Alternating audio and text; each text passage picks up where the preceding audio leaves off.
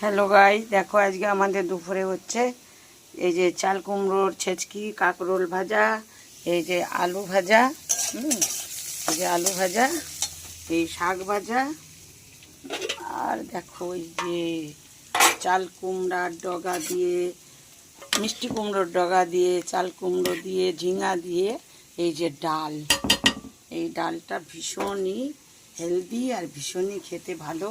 এর সঙ্গে যদি গন্ধরাজ লেবু হয় তাও একদম ফাটাফাটি।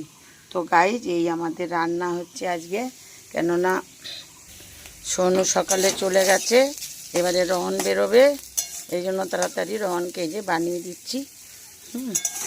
তো চলো, এটা হয়ে গেলেই রহনকে খেতে দিব। রহন খেয়ে দিয়ে বেরোবে, রহনও চলে যাবে, আবার আমরা মা বেটি একা।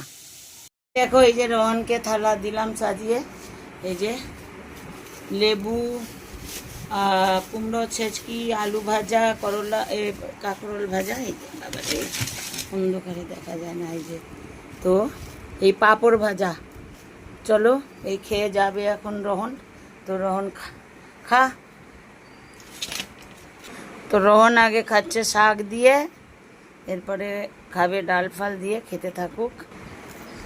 তো গাই, রহন তো খাচ্ছে, এবারে আমি একটু ভাত নিয়ে আসি, আমারও সকালে জলখাবারের খাইনি, আমিও একটু। তো গাই দেখো, আমারও খুব খিদে পেয়ে গেছে, জলখাবারের খাইনি। এই যে আমি নিয়ে বসেছি শাক, আলু ভাজা, কাঁকরোল ভাজা, আর আলু করলাও ভাতে আছে মার জন্য, পরে মেখে দিব। মা তো সবে চান করছে, এখনও পুজো করবে করবে। তো ডালও আমি নিয়ে নিই, পরে নিব। আর আমি এখন ডাল, শাক ভাজা, আলু ভাজা, কাঁকরোল ভাজা দিয়ে খাবো। কুমড়ো ছেচকিটা থাক, ওটা আমি বিকেলে খাবো, কেন আমি আবার সব সবজি স্বাদ বুঝে গেলে আর পরে ভালো লাগে না। তো এটা আবার এখন খাচ্ছি, কাজকর্ম করব, অনেক কাজ আছে। চান টানের পরে যদি খিদে পেয়ে যায় তখন খাবো। তো গাইজ, এই যে শাক দিয়ে মেখে নিচ্ছি ভাত।